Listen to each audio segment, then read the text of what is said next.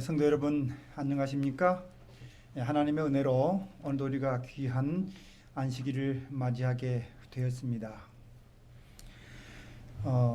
이사야 7장에는 위기에 처한 나라와 또 한 개인의 운명 앞에서 물질에 의지하여 엉뚱한 곳에서 삶의 위기를 해결하려고 하는 그런 사람이 나옵니다.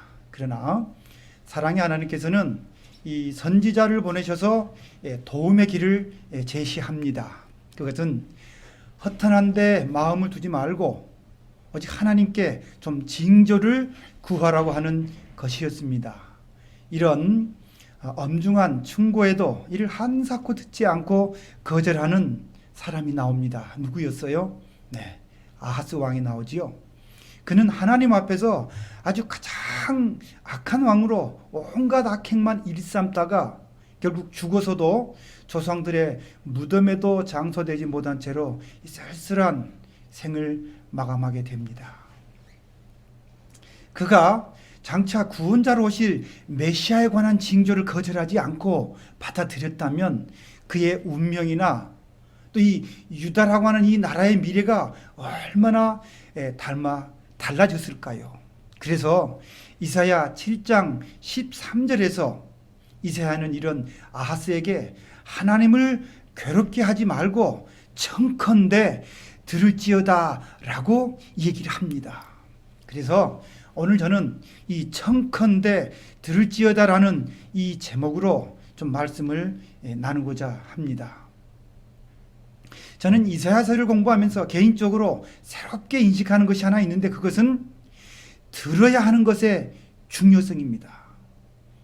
이 성경이 주는 큰 교훈은 어떤 한 국가나 개인의 운명이나 기륭, 화복은 다 하나님의 말씀을 어떻게 듣고 어떻게 반응하느냐에 달려 있다는 것입니다. 하나님의 말씀을 대하는 우리의 태도와 반응이 곧 우리의 미래와 운명을 좌우하기 때문입니다. 특별히 이사야서는 이 세상을 향한 하나님의 엄숙한 심판의 경고와 더불어서 메시아 왕국에 관한 희망의 소식을 예언한 대복음서라는 것을 우리는 잘 이제 이해했을 것입니다. 그리고 이 위대한 사명을 부여받은 사람이 바로 이사야였지요. 우리 다 함께 이사야 1절과 2절을 한번 살펴보도록 하겠습니다. 성경 이사야 1장 1절에 이런 말씀이 있습니다. 유다 왕 우시야와 요담과 아하스와 히스기야 시대에 아모스의 아들 이사야가 누구를 위해서 유다와 예루살렘을 위해서 유다와 예루살렘에 대하여 본 이상이라. 이제 이사야서의 모든 내용이 유다와 예루살렘에 대해서 본 그 이상을 설파하는데 2절 계속 보겠습니다. 하늘이여 들으라. 땅이여 귀를 기울이라. 여호와께서 말씀하시기를 내가 자식을 양육하였거늘 그들이 나를 거역하였도다 라는 말씀이 있습니다. 여러분, 이 이사야서에는 많은 나라들이 등장합니다. 하지만 그들은 그저 조연일 뿐이고 방금 1절에 언급된 대로 이사야서는 바로 유다와 이스라엘을 향한 기별이었습니다. 이는 오늘날 영적인 이스라엘인 바로 우리를 향한 하나님의 말씀이기도 한 것입니다. 그리고 2절에 보니까 들으라 하시고 또 귀를 기울이라는 그런 명령과 선언으로 이사야서는 시작합니다. 하늘과 땅에게 명령을 합니다. 들으라, 귀를 기울이라는 아주 엄중한 명령으로 이사야서는 시작이 됩니다. 이 말은 바로 온 세상을 향하여 들으라고 하는 거룩한 하나님의 명령을 선포하는 것입니다. 당시의 왕들이나 이 사람들이 그동안 하나님의 말씀은 얼마나 똑바로 듣지 않았으면 이렇게 이사야 선지자는 들으라, 귀를 기울이라라는 이런 경고와 명령적 선언으로 이사야 선지자는 말씀을 시작했을까요? 왕들은 하나님의 말씀을 잘 듣고 깨달아야만 나라를 제대로 이끌 수 있었습니다. 또한 백성들 또한 하나님의 음성을 들어야만 살 수 있었기 때문입니다. 따라서 하나님의 말씀을 먼저 귀 기울여 듣고 따르는 것이 매우 시급하였고 또 중요했다는 말씀이기도 한 것입니다. 또한 이사야 1장 2절은 이 하나님과 유다 나라와 이 백성들과의 관계를 아버지와 이 자식과의 관계로 표현함으로써 매우 친밀한 그런 관계적 사랑을 나타내 보여주고 있습니다. 눈에 넣어도 아프지 않을 것 같은 이 자식 같은 나라의 운명이 장차 어떻게 될 것을 아신 하나님 아버지께서는 이 남북왕조 두 나라가 한결같이 배도의 길을 걷고 있는 그런 시대적 상황에서 불효막심한 나라를 향하여 이제 그만 아버지의 품으로 돌아오라는 간절하고 그런 애타는 호소의 말씀으로 이사야서는 시작되고 있는 것입니다. 이제 곧 망할 것이 눈에 보이는데 부모가 어찌 그 자식들을 그냥 두겠습니까? 그래서 저는 오늘 이 남북 왕조가 망하게 되는 과정을 좀 살펴볼 텐데요. 그들이 망하게 되는 과정이 단순히 주변 강대국들의 침입에 의한 것이라기보다는 그들이 하나님의 말씀을 듣지 아니하고 자기 고집대로 행했던 점에 좀 초점을 맞추어서 오늘 말씀을 드리고자 합니다. 따라서 하나님의 말씀을 잘 듣고 귀 기울이는 것이 우리의 믿음 생애에 있어서 왜 그렇게 중요한지 오늘 저와 함께 말씀을 통해서 큰 교훈을 얻게 되기를 바랍니다. 먼저 이 북방 이스라엘의 멸망을 살펴보고요. 그리고 또 남방 유다가 또 어떻게 멸망하는지 그 과정도 좀 저희가 역사적으로 살펴보고 성경적으로 살펴보고 결론적으로 이 두 나라의 패망을 통해서 우리는 무엇을 깨닫고 어떻게 살아야 할지 우리가 오늘 살펴보도록 하겠습니다. 그럼 먼저 이 북방 이스라엘의 이 멸망에 대해서 한번 우리가 살펴보도록 하겠습니다. 우리가 잘 아시는 대로 이 북방 이스라엘은 마지막 왕이었던 호세아 통치 9년째, 그 당시 남방 유다에서는 히스기야가 통치한 지 6년째 되는 그런 해가 바로 BC 722년이죠. 그래서 북방 이스라엘은 BC 722년에 아수르의 이 살만헤셀 5세 왕에 의해서 망하게 됩니다. 이 살만헤셀은 3년 동안 북방 이스라엘의 수도였던 사마리아 성을 포위한 끝에 마침내 북방 이스라엘을 무너뜨리고 이 사마리아 지역에 살고 있던 이스라엘 백성들을 메소포타미아 강 하류 쪽으로 또 메대 지역으로 거의 3만여 명에 가까운 2만 7천 명을 강제로 이주를 시켜버립니다. 뿐만 아니라 사마리아 여러 지역으로 이방인들을 이제는 불러들여서 이 지역을 여호와 신앙과 우상을 숭배하는 그런 혼합종교 지역으로 만들어버립니다. 즉 민족 혼합 정책을 펴버린 것이지요. 이로써 북방 이스라엘은 그들의 신앙적인 정체성도 민족적인 정통성도 잃게 되고 역사 속에서 영원히 사라지는 그런 슬픈 운명을 맞이하게 됩니다. 그러면 도대체 어떻게 해서 하나님의 사람들의 땅이 이런 슬픈 운명을 맞이하게 되었을까요? 성경에는 분명히 그 이유가 나와 있습니다. 다 같이 우리 열왕기하 17장 14절과 40절을 함께 보도록 하겠습니다. 열왕기하 17장 14절 저희가 듣지 아니하고, 열왕기하 17장 40절 여기도 역시 저희가 듣지 아니하고. 자, 여러분, 이 말씀들을 저희가 잠시 살펴보니까 그들은 한결같이 듣지 아니하였다고 합니다. 그들이 망한 이유는 아주 간단합니다. 그들은 지독하게도 하나님의 말씀을 듣지 않았기 때문입니다. 여러분요, 우리 재림마을 사이트에 들어가셔가지고 성경 검색창에 듣지 아니하고라는 단어를 한번 입력해 보시면 이 구약 성경에 듣지 아니하고라는 말이 참 많이 나옵니다. 그리고 이제는 반대로 좀 들을지어다라는 말을 한번 입력해 보면은 오히려 듣지 아니하고라는 말보다 들을지어다라는 말이 2배 이상 많이 언급이 됩니다. 비록 신약 성경에는 그나마 요한계시록에 꽤 여러 번 나오기는 한데 이 듣지 아니하고 들을지어다라는 이 말은 거의 대부분이 이 구약 성경에 언급된 것들이었습니다. 도대체 하나님께서 어떤 말씀들을 하셨기에 이들은 이렇게도 듣기를 원치 아니하였을까요? 하나님께서는 그들이 도저히 순종할 수 없는 그런 어떤 무리한 요구를 하셨던 것일까요? 근데 이 말씀들의 바로 앞구절들을 우리가 한번 살펴보면 그 이유가 좀 더 분명하게 나옵니다. 우리 다 같이 열왕기하 17장 12절부터 14절 먼저 한번 좀 살펴볼게요.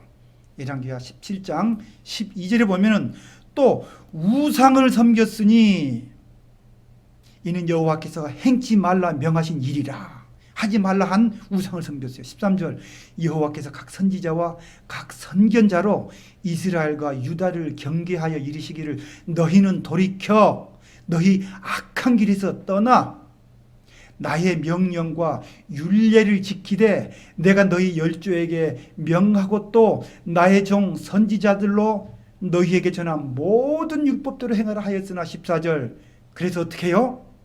들어 안 들어요? 저희가 듣지 아니하고 그 목을 굳게 하기를 그 하나님 여호와를 믿지 아니하던 저희 열조의 목같이 하여. 네. 여기에는 저희가 듣지 아니한 것들이 참 잘 나와 있습니다. 그들은 우상을 섬겼다고 나옵니다. 이것은 악한 길이라고 했습니다. 그 악한 길에서 돌이켜 하나님의 말씀과 율법을 순종할 것을 그렇게 많이 전파하고 강권했지만 목이 굳은 그들은 듣지를 않았던 것입니다. 그리고 다음 구절 하나 더 보겠습니다. 열왕기하 17장 38절부터 40절까지 나와 있는 말씀입니다. 17장 38절 또 내가 너희와 세운 언약을 잊지 말며 다른 신들을 경외치 말고 오직 너희 하나님 여호와를 경외하라. 그가 너희를 모든 원수의 손에서 건져내리라 하셨으나 40절 그러나 건져내주겠다고 하는데도 그러나 저희가 듣지 아니하고 오히려 이전 풍속대로 행하였느니라. 여기에서도 말씀하시기를 엉뚱한 데서 도움을 제발 구하지 말고 하나님만을 경외하면 그들을 어떻게 하시겠다고 하나님께서 지금 언약하셨어요? 예, 하나님만을 섬긴다면 모든 원수의 손에서 그들을 건져내시겠다고 분명하게 약속을 하십니다. 그런데 그들이 이 언약의 말씀을 듣지를 않았습니다. 그러니 당연히 하나님의 말씀을 듣지 않고 또 따르지 않은 결과 그들은 자기들이 임의로 선택한 대로 당연한 결과를 맞이하게 되었던 것입니다. 이것이 바로 그들의 슬픈 운명이 된 것이었습니다. 한 구절 더 보겠습니다. 열왕기하 18장 12절에는 이렇게 말씀이 되어 있습니다. 이는 저희가 그 하나님 여호와의 말씀을 준행치 아니하고 그 언약을 누가 배반하는 거예요? 이 백성들이, 이 어리석은 백성들이 그 언약을 배반하고 여호와의 종 모세의 모든 명한 것을 다 거스려 듣지도 아니하고 행치도 아니하였습니다. 여러분, 이스라엘은 참으로 대책이 없는 그런 백성들이었던 것 같습니다. 하나님께서 과거 그들의 조상들을 어떻게 인도하셨고 또 그들은 하나님께서 어떤 놀라운 기적들을 그들에게 베풀어 주셨는지를 알았음에도 그들은 이토록 못난 행동만 왜 골라서 했을까요? 하나님 말씀을 준행치 않습니다. 그들에게 베풀어 준 언약도 배반합니다. 이제는 아예 듣기를 거절해버립니다. 듣지를 않으니 행할 수가 없겠지요. 자, 그러면 이렇게 하나님의 말씀을 듣지 아니할 때 하나님께서는 어떻게 반응하셨을까요? 이사야 10장 5장 5절과 6절을 보겠습니다. 이사야 10장 5절과 6절을 보면은 화 있을진저 아수르 사람이여 그는 나의 진노의 막대기요 그 손의 몽둥이는 나의 분하니라.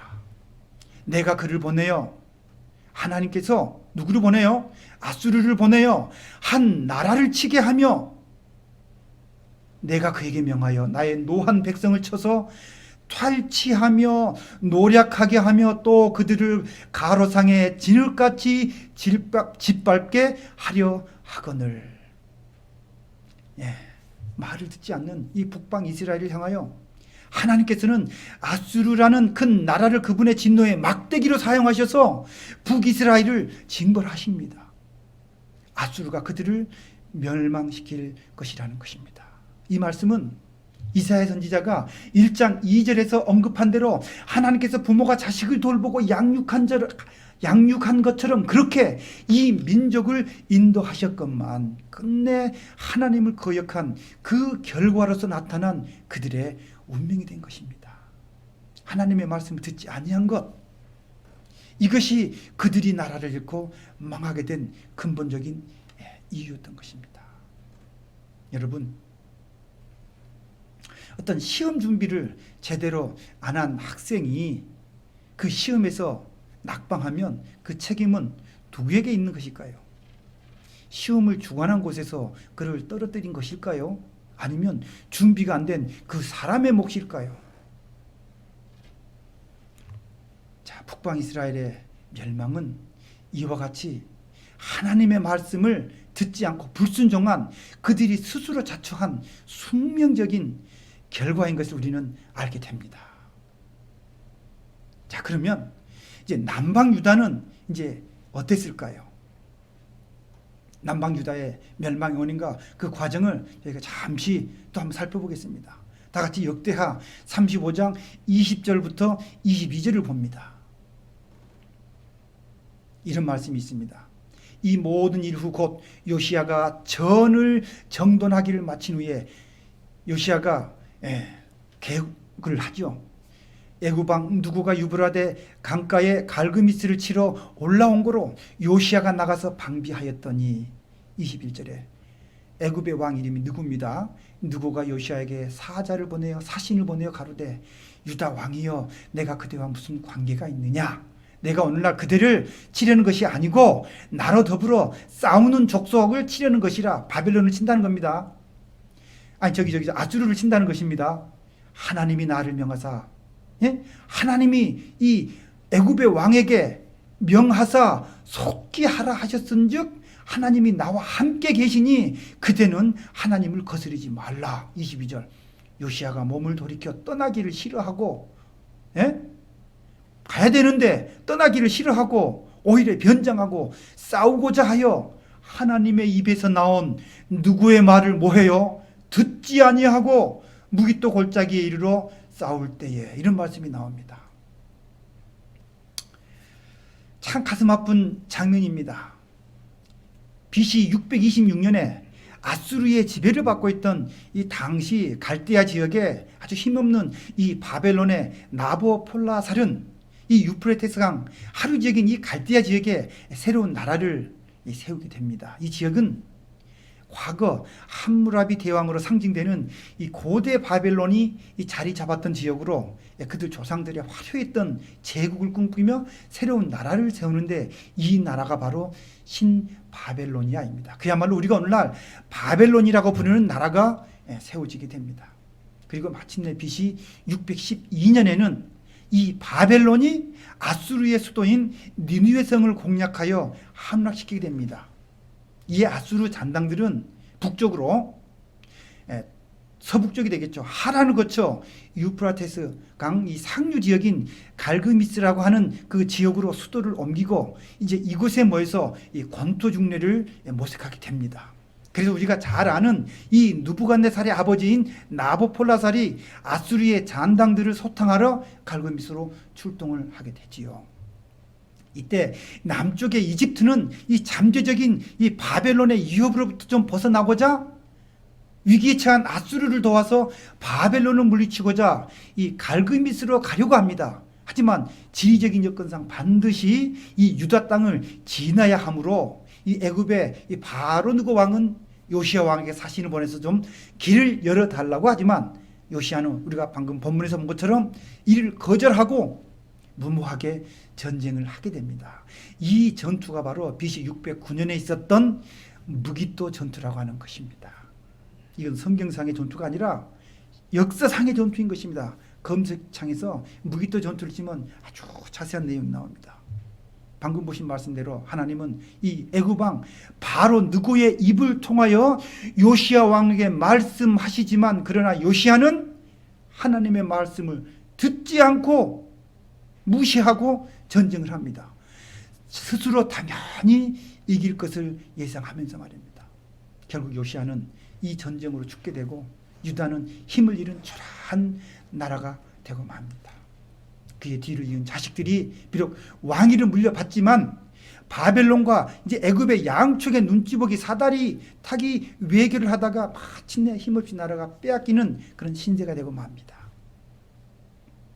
그 후 몇 년 후에 BC 605년에 드디어 이 아시리아와 이집트는 서로 동맹을 맺고 갈그미스 전투에서 바벨론과 사활을 건 전투를 벌이지만 마침내 바벨론이 이들 두 나라를 물리치고 명실상부한 초강대국으로 새로운 신바벨로니아 제국으로 거듭나게 됩니다.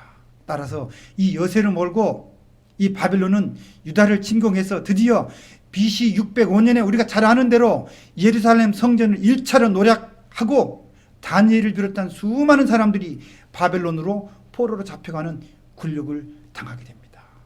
근데 여러분, 요시야 왕은 어떤 인물이었습니까?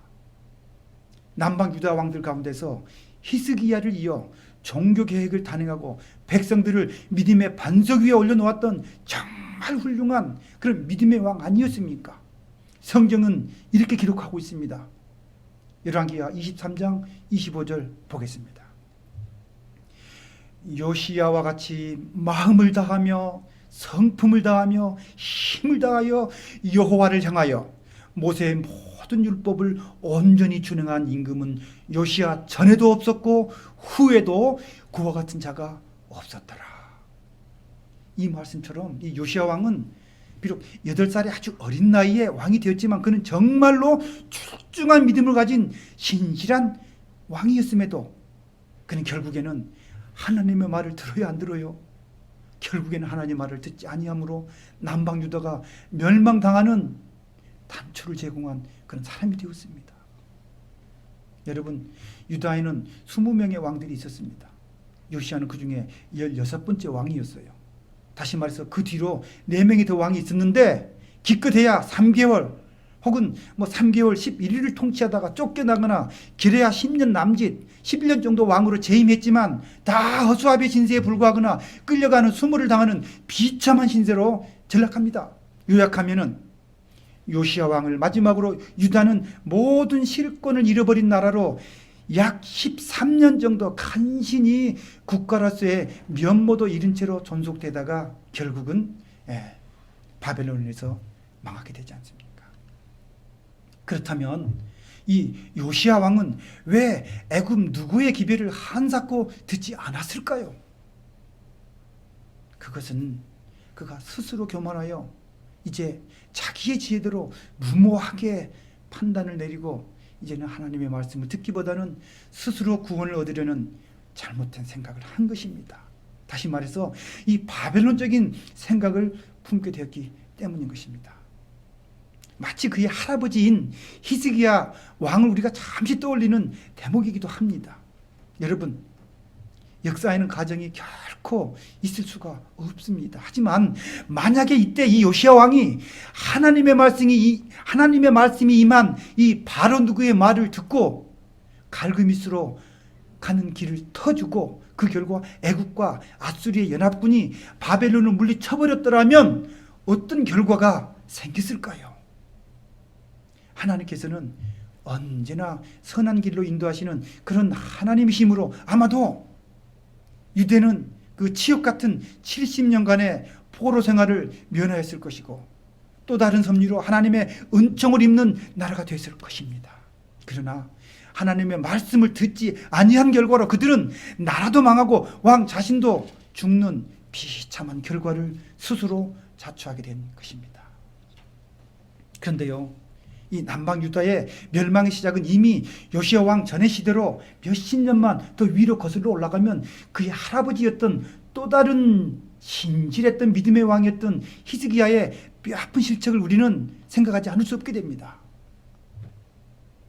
우리가 2, 3주에 걸쳐서 잘 살펴보았지만 이 히스기야의 마지막 교만함과 또 하나님의 음성에 귀 기울이지 않았던 그런 실수로 인하여 이사야 선지자의 준엄한 예언에 따라 바벨론에 멸망당할 것이 이사야 39장 6절과 7절에 나오지 않습니까? 잠깐 그 말씀 좀 보고 가겠습니다.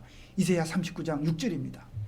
보라, 날이 이르리니 내 집에 있는 모든 소유와 내 열조가 오늘까지 쌓아둔 것이 모두 바벨론으로 옮긴 바 되고 남을 것이 없으리라. 여호와의 말이니라. 또 너에게서 날 자손 중에서 몇이 사로잡혀 바벨론 왕궁에 환관이 되리라 하셨나이다. 우리가 잘 살펴봤던 말씀입니다. 이 말씀의 예언 성취가 불과 80여 년 만에 나타나서 남방 유다의 가장 선한 왕이었던 요시야의 실책과 더불어 이제 유다도 고통스러운 바벨론의 지배하에 들어가게 되었습니다. 자, 이렇게 해서 북방 이스라엘과 남방 유다도 다 하나님의 말씀을 듣지 아니한 결과로 인하여 패망하게 되었습니다. 그래서 예레미야 선지자는 예레미야 3장 8절에 이렇게 기록을 합니다. 예레미야 3장 8절입니다. 내게 배역한 이스라엘이 간음을 행하였으므로 내가 그를 어떻게 해요? 내어 쫓고 이혼서까지 주었으되 그 패역한 자매 유다가 두려워 아니하고 자기도 가서 행음함을 내가 보았노라. 얼마나 슬픈 성경 구절입니까? 예레미야 선지자는 남방 왕국과 북방 왕국을 자매에 비유하면서 백성들이 똑같이 하나님의 말씀을 듣지도 아니하고 행치도 아니한 채로 우상 숭배한 그것을 가리켜서 행음, 음행, 간음이라고 했습니다. 그래서 이 간음한 여자를 어떻게 해요? 내어 쫓고 이혼서까지 주었다는 아주 문학적인 기교를 사용해서 잘 묘사했습니다. 결국 이 두 자매로 표현된 이 남북 왕조는 동일한 죄악으로 인하여 순차적으로 망하게 됩니다. 이렇게 하나님의 말씀을 듣기를 완고하게 거절하고 배도한 이 백성들에게 하나님께서는 회초리를 드신 것이었습니다. 여러분, 그런데 부모는 왜 회초리를 들어야 할까요? 부모가 자식을 혼내는 것은 자식을 올바로 세우기 위한 사랑의 표현인 것을 우리는 압니다. 하나님의 인류를 향한 사랑은 이처럼 따끔한 회초리 같은 징계로서 때로는 나타나기도 한다는 사실입니다. 그리고 백성들이 회개하고 다시 주님께로 돌아오기를 바라시는 것이 하나님의 사랑입니다. 저는 이 두 나라들이 동일한 잘못으로 망하는 것을 보면서 결론적으로 우리가 배울 영적인 교훈이 있다면 어떤 것일까요? 우리는 오늘 남북 왕조가 망하게 된 이유와 원인이 결국은 어떤 어려움을 당했을 때 하나님의 도우심을 듣거나 구하는 대신에 하나님께서 말씀하셔도 듣지 아니하고 거절하며 스스로의 지혜로 해결하고자 하는 그런 것에 있었음을 우리는 분명하게 알게 되었습니다. 그러므로 우리가 구원을 받는 것은 결코 인간 스스로의 힘이 아니라 전적으로 베풀어 주시는 하나님의 은혜임을 다시 한번 생각하게 됩니다. 이것이 바로 북방 이스라엘과 남방 유다의 흥망성쇠를 배우면서 깨닫게 되는 큰 교훈이 아니겠습니까? 사실 어떤 면에서는 북방 이스라엘은 하나님의 말씀 듣기를 아주 원초적으로 거절한 사람들을 상징한다고도 볼 수가 있습니다. 북방에 19명의 왕들이 있었는데 그 가운데 하나님의 말씀대로 순종한 선한 왕이 한 사람도 없었음이 그렇습니다. 그들은 철저하게 선지자들의 기별을 다 거절했습니다. 하나님의 음성을 외면한 민족이었습니다. 그들의 나라의 시작은 결국 솔로몬의 후손에 의해서 남방 유다 또 북방 유다가 세워졌지 않았습니까? 북방에는 10 자손들이, 남방에는 2 자손들이 모여서 나라를 형성했습니다. 그랬던 이 백성들이 썩어 없어질 이 세상에 허탄한 것에 그들의 삶을 맡기고 그렇게 우상 숭배에 빠져서 그렇게 하나님으로부터 멀어져서 그들의 운명도 그렇게 끝났던 것도 우리는 알게 됩니다. 그리고 남방 유다는 어떻습니까? 20명의 왕들이 있었지만 대부분의 왕들이 다 악한 삶을 살면서 여러 선지자들의 하나님의 음성을 귀그리지 않았을 뿐만 아니라 북방왕국처럼 그렇게 동일하게 허탄한 데 마음을 두고 살았습니다.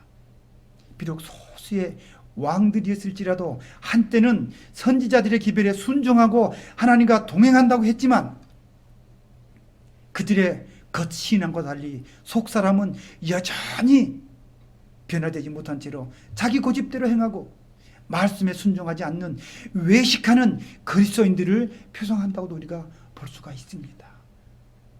정말로 엄청난 일들을 행하지 않았습니까? 종교개혁, 우상을 다 숭배하고 말씀대로 돌아가고 성전을 회복시키고 온 백성들에게 하나님의 뜻대로 살도록 그렇게 살았지만 끝내는 그들 스스로도 속사람이 여전히 변화되지 아니하므로 그들이 그렇게 무너졌던 것입니다. 그래서 그들의 행한 대로 이 남방 유다의 운명도 그렇게 슬프게 꼴지어졌던 것입니다. 저는 이제 말씀을 정리하면서 잠시 이 신앙의 본질에 관해서 좀 생각을 해보고자 합니다. 신앙의 본질. 신앙의 본질은 하나님을 사랑하고 하나님을 아는 것입니다. 이것이 이루어지기 위해서는 반드시 우리는 하나님의 음성을 들어야 됩니다.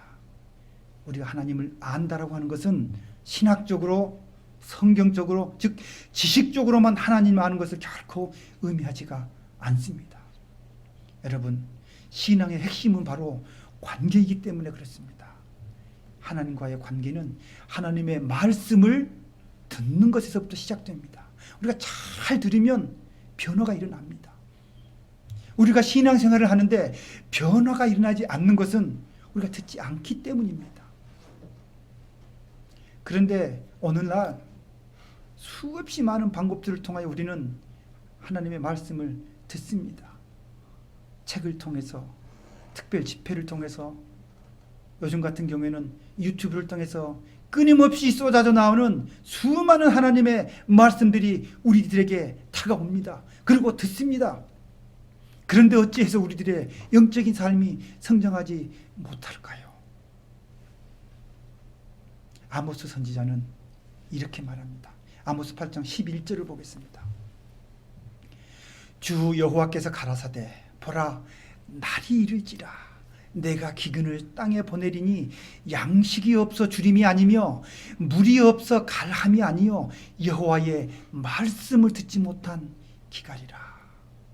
여러분, 아모스 선지자는 뭐 했던 사람인지 아시지요? 농부였습니다.